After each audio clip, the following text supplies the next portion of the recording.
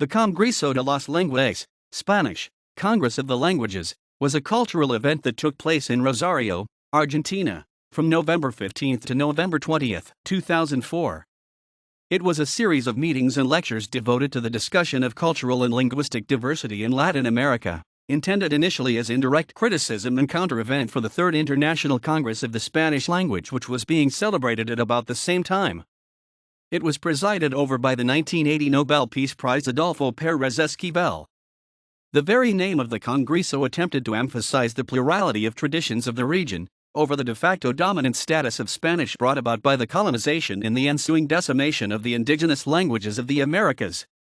It is due to this emphasis that the S marking the plural in the article las the and the noun languas tongues, languages is in uppercase.